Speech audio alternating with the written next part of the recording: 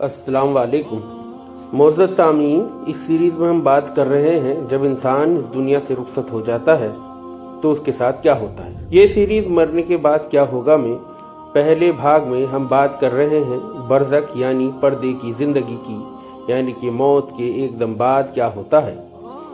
آئیے شروع کرتے ہیں۔ برزخ میں صبح شام جنت یا دوزخ کا پیش ہونا۔ حضرت عبداللہ بن عمر رضی اللہ تعالیٰ عنہما روایت کرتے ہیں کہ حضرت سید عالم صلی اللہ علیہ وسلم نے ارشاد فرمایا کہ بلا شبہ جب تم میں سے کوئی مر جاتا ہے تو صبح شام اس کا ٹھکانہ جنت یا دوزخ اس کے سامنے پیش کیا جاتا ہے۔ اگر وہ جنتی ہے تو صبح شام اس کے سامنے جنت پیش کی جاتی ہے، اور اگر وہ دوزخی ہے تو صبح شام اس کے سامنے دوزخ پیش کی جاتی ہے، اور اس کا ٹھکانہ دکھا کر اس سے کہا جاتا ہے کہ یہ تیرا ٹھکانہ ہے۔ پھر فرمایا کہ قیامت کے دن تک جب کہ خدا اسے قبر سے اٹھائے گا، ہر صبح شام ایسا ہی ہوتا رہے گا۔ حضرت صلی اللہ علیہ وسلم پر امت کے اعمال پیش کیے جاتے ہیں۔ حضرت عبداللہ بن مسعود رضی اللہ تعالیٰ عنہ روایت کرتے ہیں کہ حضرت صلی اللہ تعالیٰ علیہ وسلم نے ارشاد فرمایا کہ میری زندگی تمہارے لیے بہتر ہے اور میری وفات تمہارے لیے بہتر ہے۔ تمہارے اعمال مجھ پر پیش ہوں گے، پس جو بھلائی تمہارے طرف سے پیش کی جائے گی جسے میں دیکھوں گا تو اس پر اللہ کی تعریف کروں گا، اور جو کوئی برائی دیکھوں گا جو تمہاری طرف سے پیش کی جائے گی تو تمہارے لیے اللہ تعالیٰ سے مغفرت کی دعا کروں گا۔ روضہ مطہرہ کے پاس درود و سلام پڑھا جائے تو حضرت صلی اللہ علیہ وسلم خود سنتے ہیں، اور جو کوئی دور سے درود و سلام بھیجے اس کو فرشتے پہنچاتے ہیں۔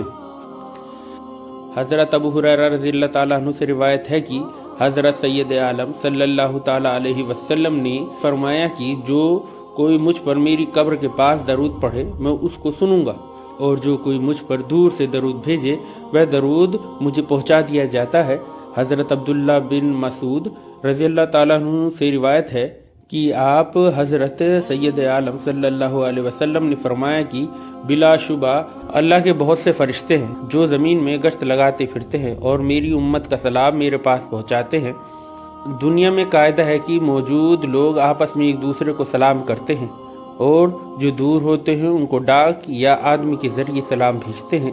اللہ تعالیٰ نے اپنے کامل رحمت سے یہ سلسلہ جاری رکھا ہے کہ جو مسلمان اپنے نبی صلی اللہ علیہ وسلم پر دور سے سلام بھیجے تو اس کو فرشتوں کے ذریعے پہنچا دیتے ہیں۔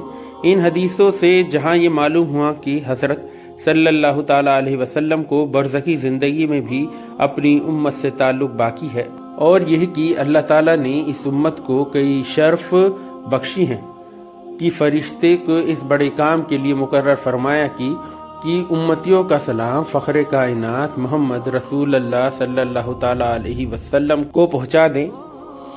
وہاں یہ بھی معلوم ہوا کہ وہ حضرات انبیاء اکرام زندہ ہیں، لیکن خدا کی پناہ ہر جگہ نہ ظاہر ہیں، نہ سب کچھ دیکھ رہے ہیں اور نہ دور کی بات سنتے ہیں۔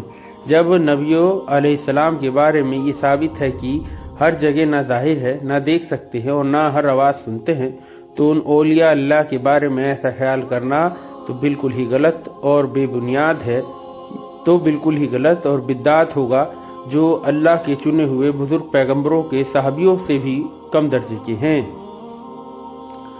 اللہ ہمیں ہمارے اعمال سدھارنے کی ہدایت دے اور ہم سب کی مغفرت فرمائے، آمین۔ اور ہمیشہ یاد رکھے کہ اللہ ہم سب کو دیکھ رہا ہے۔ آپ کو ہماری ویڈیو کیسی لگی ہمیں کمنٹس میں ضرور بتائیں، اور ہماری آنے والی ویڈیوز کو دیکھنے کے لیے بیل آئیکن کے بٹن کو پریس کریں، چینل کو لائک کریں، سبسکرائب کریں، اور اپنی دعاؤں میں ہمیں یاد رکھیں۔ اللہ حافظ۔